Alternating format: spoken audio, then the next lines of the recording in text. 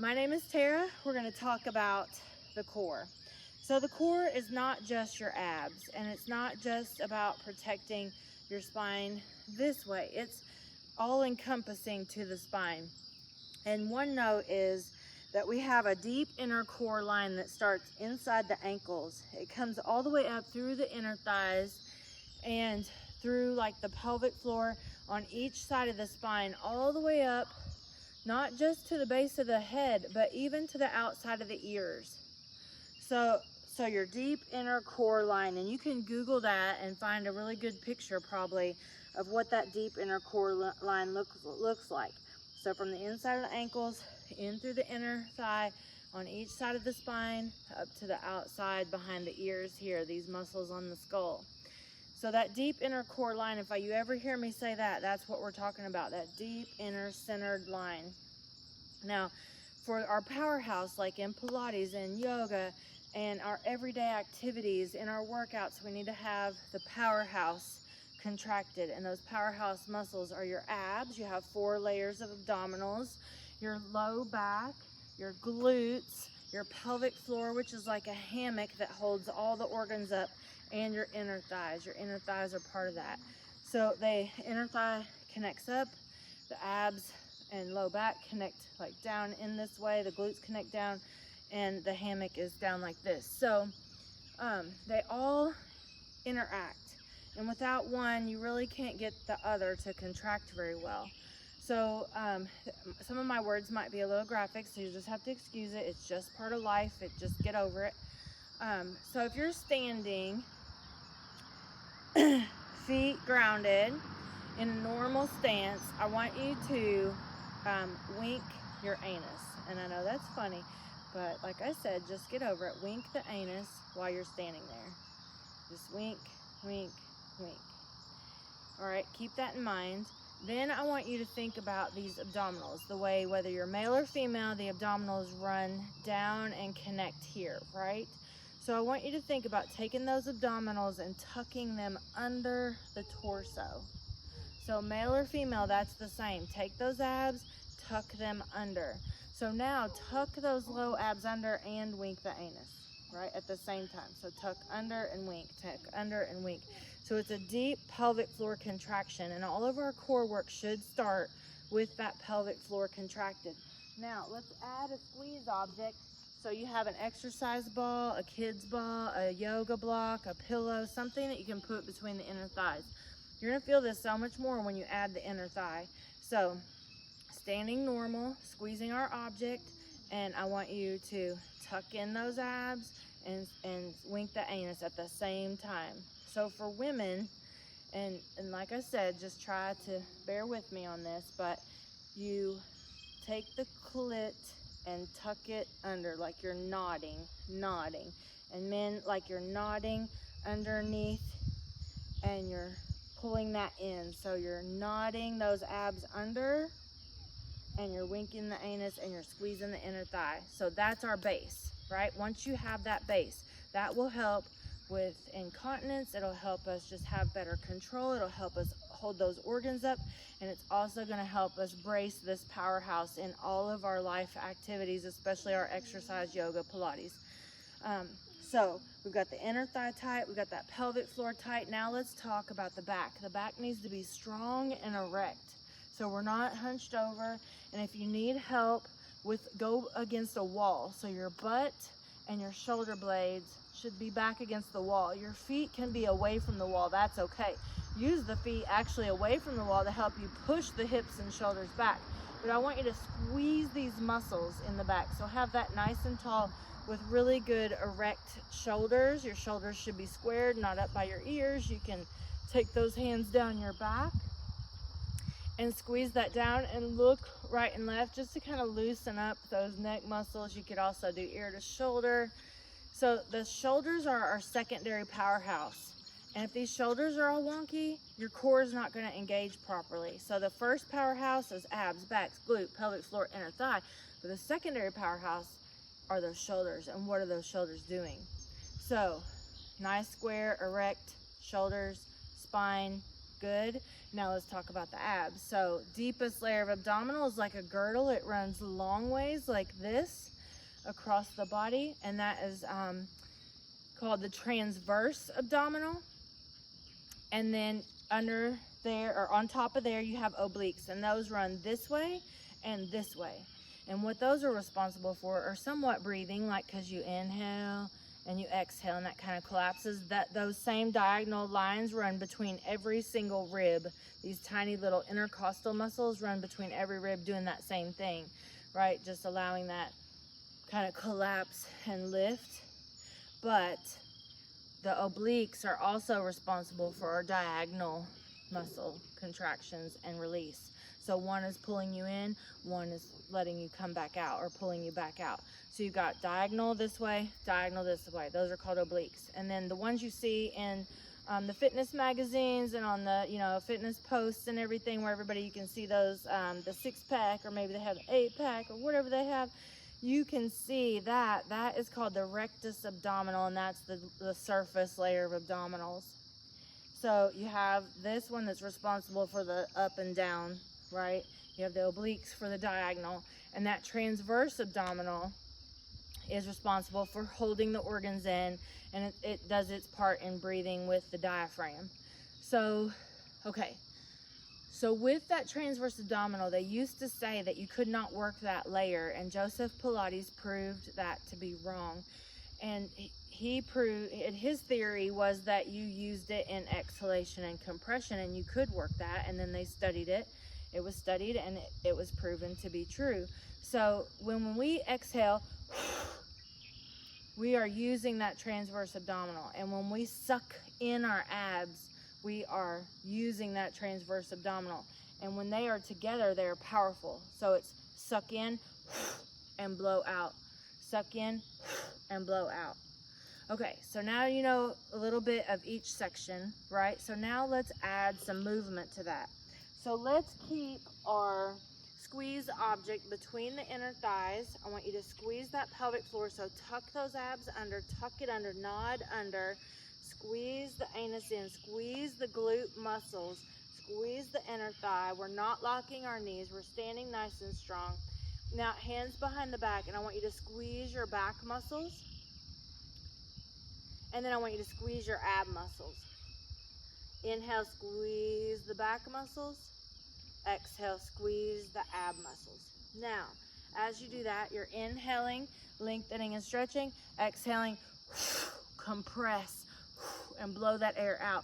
Now, I just did that as an example. I don't necessarily want you to do that. You can keep your hands behind the head, but I want you to feel that force, like, imagine like a cannonball is coming to you, and you got to suck in those abs to protect your spine, and in your organs, you're holding that tight, and it kind of blows you back a little bit, right? So think, inhale nose, exhale mouth. That powerful exhalation is going to lead to a deeper contraction. So we want to try to get that deeper contraction. Now get that medium weight or lightweight. It can even just be something you have around your house, an object that you can hold.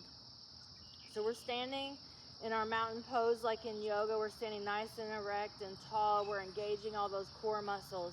Our shoulders are nice and even and in alignment. We're going to hold that dumbbell straight out. And I want you to notice how much harder that is to hold that dumbbell, or to hold that core tight with that dumbbell arms extended. Great job. Just holding, breathing, feeling those feet grounded to the earth, standing nice and tall, working against that dumbbell. Inhale nose, exhale mouth. Inhale nose, exhale mouth. Strong, exhale.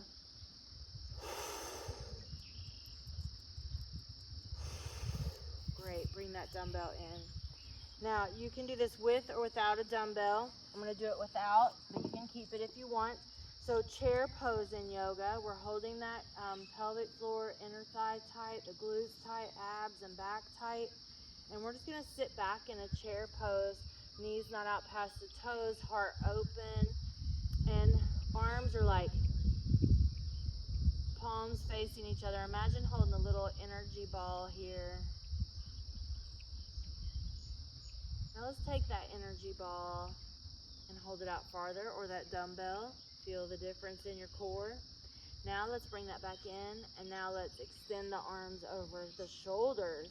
Feel the difference in the core. So you decide, stand up tall mountain, option with or without that dumbbell. Powerful pose, you might want to start with the arms already overhead and then dip down. So holding that powerful pose, holding that core strong. Breathe, breathe, breathe.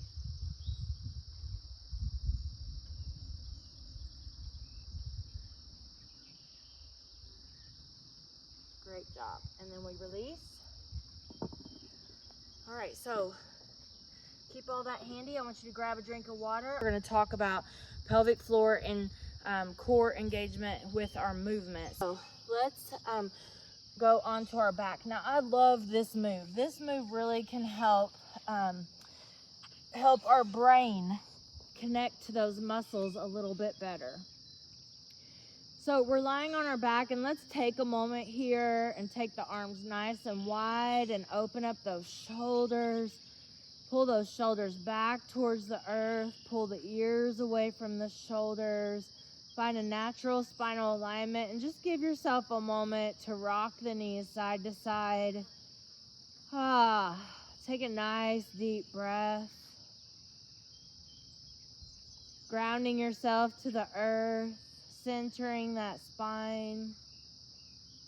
Just a moment of mindfulness and letting our body adjust to the earth, rocking those knees, allowing our back to release and relax a little bit. We're getting ready to work that low back, so let's give it just a moment.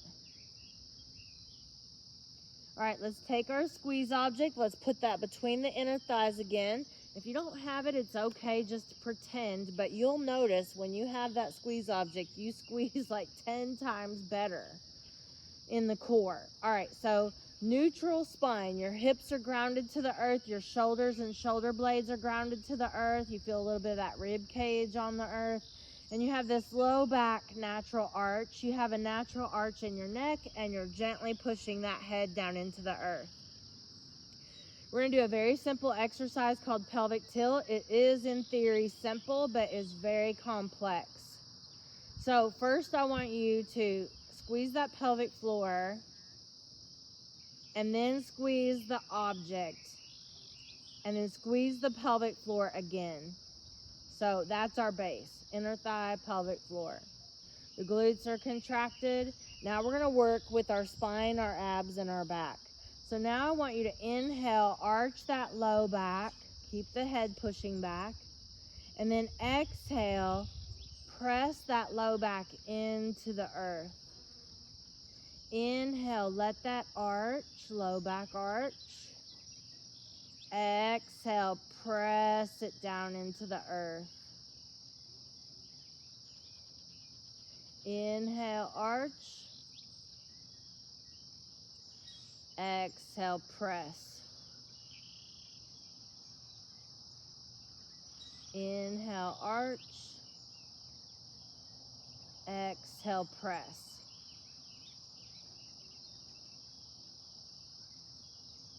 Now I want you to take your brain and just really focus on inhale, squeeze your low back, let the belly arch up and lengthen. And then I want you to take your brain and exhale, squeeze the back muscles, tilt that pelvis, contract those abs. Inhale, arch, exhale, press. Keep going while I keep talking. So you keep working on that, and as I keep telling you more and more things. So pretend like on the inhale, my hand is going to slide underneath your low back. So I'm sliding my hand under there. Now, do that compression where you're pressing the spine into the earth, and act like you're smashing my hand. You're smashing my hand so hard that I can't take my hand out from underneath your back. So inhale, arch, and if you have a friend that you could work with on this, you can have them slide their hand under your back and try to smash their hand, and don't let them have their hand back. That's how you know you're making a really deep core contraction That's how you know your brain has the ability to contract that deep. And another thing you can do is take a blood pressure cuff, the old-fashioned kind that you pump, and you can slide that underneath your back, and you can pump it up and press against it, and that gauge will move, and you can gauge it that way. That's just an old way of doing it, but it's just an idea. So anyway, then I want you to just do that a couple more times. Really pelvic tilt, move these hip bones, right? To press that spine down. I want you to think about your abs for a moment. Think about your exhale and your abs sucking in. I want you to feel and think about your back muscles. We're doing a mind-body connection here. Take your brain, think about the back. I want you to think about the glutes. Think about those glutes. Feel those glutes move in the pelvic tilt. I want you to think about the inner thigh. Notice the actions and the movements it takes in that move. And I want you to think and feel that pelvic floor. Connect with that pelvic floor. Breathe. Okay, now we're going to move on from this. And the key is that we do not want to do either one of those moves in the rest of our core work. Funny, isn't it? But that's how we can use it to train our brain and to get those contractions going. But then we're not going to use either one of those. No arch high, no arch low in anything else we do. So now with your pelvic tilt, I want you to find just a little movement there, pelvic tilt movement, kind of quick. And then just relax and find your neutral position. So you are not arching high with the stomach or the spine, and you are not pressing that spine into the earth. You're keeping that natural arch. Now, squeeze your object with your neutral spine. Squeeze the pelvic floor, neutral spine. Squeeze the glutes, neutral spine. Squeeze the abs and back towards each other, bracing around that spine without changing or manipulating your spine. Your spine is natural and neutral. It's not arched up, it's not arched down. Your shoulders are natural and neutral, pulling the shoulders away from the ears. So when we're lying on the earth doing any yoga pose or core exercise, that's exactly the way we need to be lined up. Natural, neutral, but contracted. Deep, deep contraction. Hands down by the sides. Let's hold these legs up in tabletop. Now for some people, just that is hard. Now maybe you may find that it's harder now to do that, now that you've really contracted all those muscles and you've got them engaged. We've probably found something in there a little weak, and it might be a little harder than normal because you're shifting usually into a stronger set of muscles, and now we've just, with our brain, activated all those muscles to do their job. Now, some people that have a harder time might put one foot down and hold one foot up and do that for a little while and then switch, you know. That's how you could build that up if that tabletop is too hard right now. If this is too easy, you could extend those legs. You could turn the knees and toes out, squeezing those legs together with the feet in a V. That makes it a little harder. And holding the legs lower. But you got to be able to hold them lower and keep the spine neutral. Breathe and let's relax. Let's rock those knees side to side. Just take a moment. Let's get rid of the squeeze object. You're going to act like you're still squeezing the inner thighs now with your brain instead of the ball for the object. So get in that neutral position. Let's go to a tabletop. And then from here, keeping both knees over the hips, and you could even put your fingertips here to make sure you stay right there. And then you're going to extend one leg out and then bring it back to the fingertip before you move the other one. So what's going on here is we have one side working isometrically and we have one side working dynamically. And that is much harder than just doing this. If you're just doing this, you're just moving. But if you are contracted and holding and you're controlling that movement and you're controlling one leg to freeze, one leg in freeze, one leg in movement, that is so much harder. And in any of these positions where we're doing like a leg extension. You can always have the head up off the earth to engage the upper abs more. You'll feel that right underneath those ribs. And so you want to act like you're just hovering the head off the earth. The neck is still in its natural arch. We're just hovering that head, right? And we're not kinking the neck. The neck vertebrae didn't move at all. Put the head down, pick the head up. Where we move is underneath the thoracic spine, under the heart, between those shoulder blades, maybe where a bra strap line would be. Somewhere like there is where the spine actually moves to lift the head, not in the neck vertebrae. All right, let's rest. Take a deep breath. Feet together, knees open. Anytime we've been doing any leg extensions, we need to stretch that hip flexor, and hip flexor attaches to the inside of this femur bone here. So by doing cobbler's pose, we stretch that, and you kind of have a natural neutral spine with that. Pull the shoulders away from the ears, rock the head side to side, let go of any tension. Now let's talk about and work the obliques. So we're in our neutral spine position with our knees bent, hands behind the head. Now let's think about an oblique crunch. Let's take opposite elbow towards opposite knee. You know, and you see a lot of these swinging moves, right? Okay, just think about that. Maybe do that for a second and then rest. All right, so we do not want to do that, and I'm going to show you why, but I wanted you to feel it. So if you do that real quick, I want you to feel that. Now, instead of thinking about the elbow and the knee coming together, I want you to think about the rib and the opposite hip coming together. Think about that contraction. Don't you feel that more when you think about that and do that? So let's put the hands behind the head. You can leave a beginner level would be feet on the floor.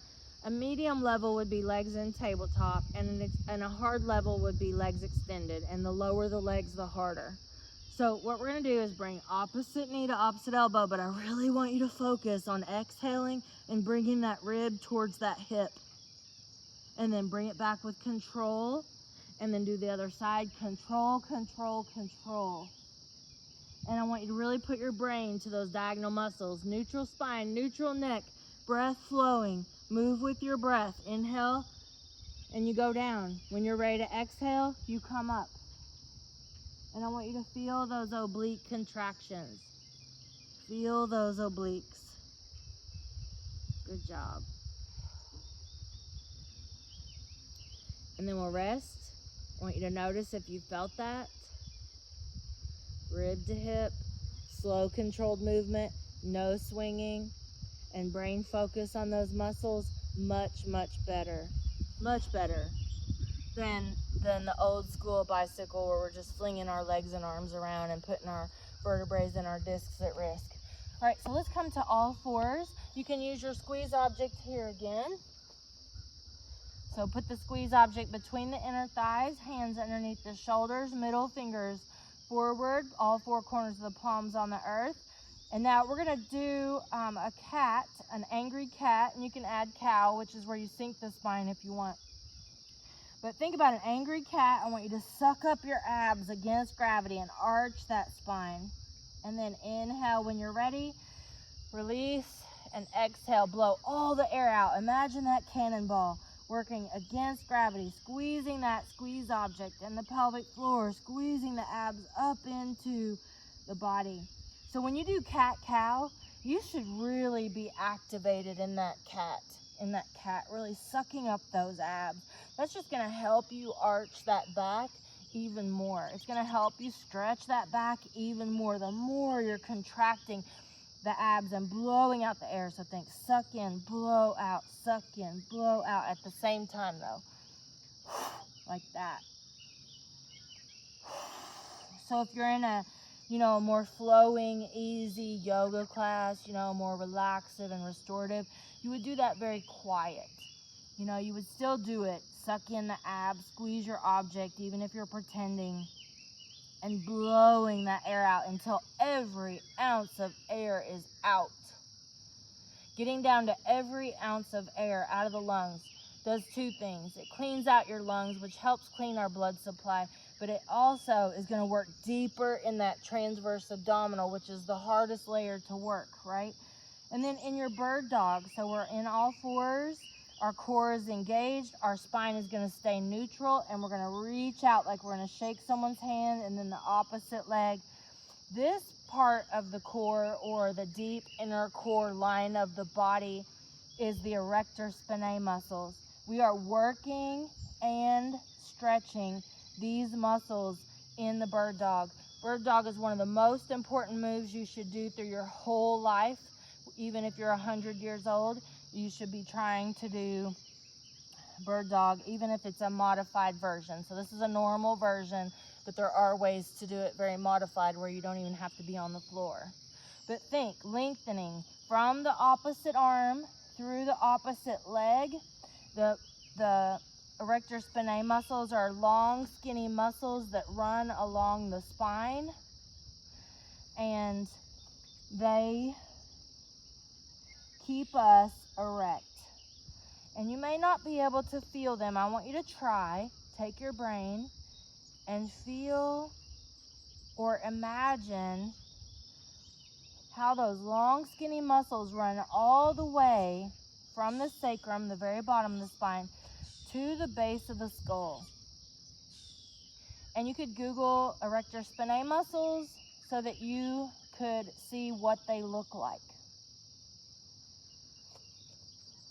Elongating, stretching, holding the abs up against gravity, squeezing that pelvic floor, keeping the back strong, and engaging the inner thighs.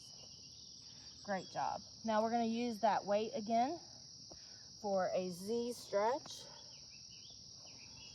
So we're up on our knees, and we're going to do the same thing like that we did when we were in mountain pose. So if you can't be on your knees or don't like being on your knees, you can stand up and do that mountain pose again, holding that dumbbell out.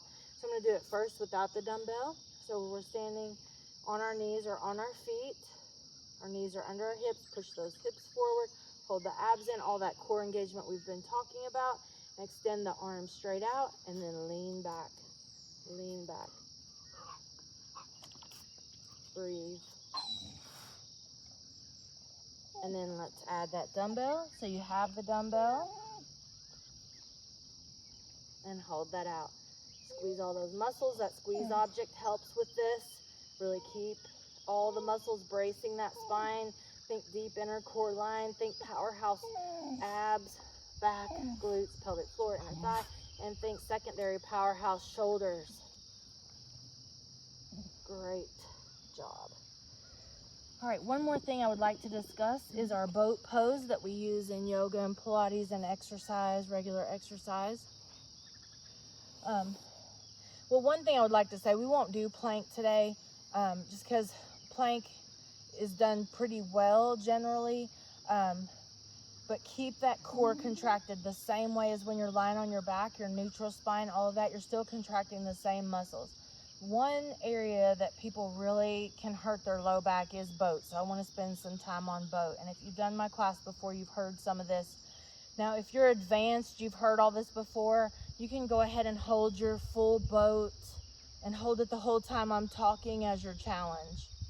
So for level 1 boat, you would hold underneath the thighs. For every single level of boat that I'm about to show you, the most important thing is keeping these low abs really tight. So first, squeeze the pelvic floor. Get that first. You can squeeze your object in between the inner thighs second. And then I want you to focus on all the muscles below your navel, sucking that in towards the spine and keeping this low back straight. If your back hurts during this or tomorrow or later, it's because you weren't straight enough back here and contracted enough below the navel. So that has to be really key before you even lean back. So low back straight, low abs in, very tight, tucking in. It doesn't matter how many rolls of fat you can pinch on top of that. What matters is what you're doing underneath there, deep in the muscle, contracting that to the spine. Very important. Hands on the thighs, lean back. That's your level 1 boat. Level 2 boat is take the hands off, have the hands parallel to the earth, keep the shoulders in the sockets, keep the chin up parallel to the earth, keeping that spine straight, And we're breathing. Now at any time, if you need a break, what I want you to do is feet together, knees open, again, to release that hip flexor. Sitting up tall, pull the shoulders away from the ears and take your break as you need it. Now we'll go on to level 2.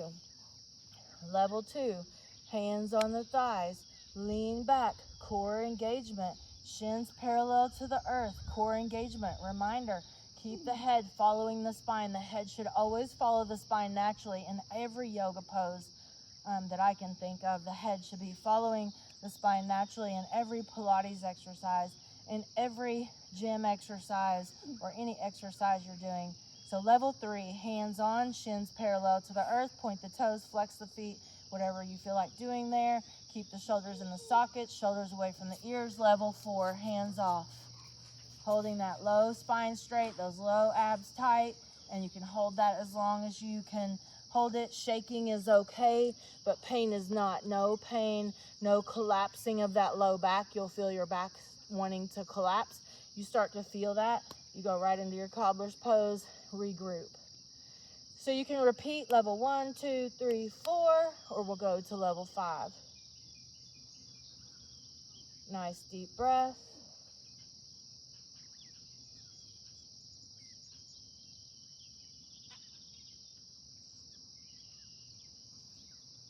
Level 5. We're gonna hold the legs. You can hold the calves or underneath the thigh, whatever help you. I feel like holding the calves helps me. Find that neutral spine, core engagement, and then extend the legs as much as you can. Now getting them straight may take time. You can do perfect Pilates legs with that. That's gonna take some time. Don't beat yourself up about that. Just getting the legs straight up there the best you can for now and working that on over 6 months or so. Holding those hands on. Level 6, not only if you can have that really good core engagement and keep those low abs tight and that spine straight, can you lift the hands off level 6, and then you'll hold that as long as you can. A little shaking's okay, but collapsing or pain is not. So you'll want to stop then. All right. Whew, I feel like I've said a million words and I've got more to say. So take a deep breath. Hopefully you're not sick of listening to me yet. Now, when we're going to stretch, when we've been doing core work, or when you've been doing a core focused yoga, the things you'll want to stretch are your hip flexor. So this is an easy, so besides the cobbler's pose, this is a great stretch to do in between boat or any of the yoga poses where you've really been taxing that hip flexor. So we want to open that up. The hip flexor definitely needs stretched, especially after Pilates, walking, running, anything where your legs have been moving. So think that's everything. The hip flexor is worked all the time. And when it gets tight, it pulls on these lumbar vertebrae because it attaches in the inside of the femur. It goes through the hip and it attaches to every one of your lumbar vertebrae. So when this is tight, guess where your back, where you hurt? In your low back. So this is a very good stretch. Hip flexor this way, stretch, do that on both sides. You can also add to that by lengthening that arm away from that knee. And this is also like a modified way to do pigeon, an easy way to do pigeon. You could go into pigeon and get that hip flexor as well. When you're up higher in that pigeon, you're getting that hip flexor. And then you can also get that hip flexor in a kneeling or standing lunge. As long as you're opening the front of this hip, you feel that opening. The other way that you want to stretch your body after core work is like a sphinx. This would be the easiest version, where you're lengthening the abs. You're still holding the core, all the core muscles tight, but you're letting the abs lengthen. The elbows are under the shoulders, the chin's parallel to the earth. To advance that, you could just pick up those elbows, pushing through the arms, or you could curl the feet in. Either one of those or both. You can also have the hands under the shoulders, middle fingers forward, elbows tight to the body. Keep the arms very tight to the body and lift up. The arms are still tight to the body. In a cobra or an up dog, you could lift the knees for up dog. And then another option for stretching the abs would be a bow pose. Flexing those feet to protect the cartilage in the knees, lengthening and opening through those abs. You could hold that yoga pose. And then for your back. You could do cat-cow, bird dog again to finish up, or something like a child's pose. If you are doing a core class where you're working your glutes a lot, your pigeon lying down or your figure 4 stretch would get under that glute and help that glute. Also, a straight leg across the body would kind of get this outer glute, outer hip, and IT band. But this way or this way, pushing the knee away, hugging the knee in, that can all stretch that glute. So that should be, that should help cover some of the stretches post-core class, or if you've been doing a lot of core exercises in your yoga. The good thing about adding core to yoga, you're stretching things along the way. The only thing I did not discuss is the quadratus lumborum, and that's a muscle that runs between the ribs and the hips here, and that's responsible for our waist actions. It's always good to work these with a light dumbbell or a light weight, or just squeezing them. You don't want to do a big, heavy, bulky weight because you don't want to like add space here, right? We want to like not add space here. We do want it to be strong though. And so you could just do some side bends with a dumbbell. You could do it with one dumbbell, side to side like that. And then whenever you got done with that, you would want to open and stretch that up, stretch that out. All right, 1,000,000 words in 45 minutes, I think. So thank you for being here. Thank you for doing this with me. I hope you have a great day.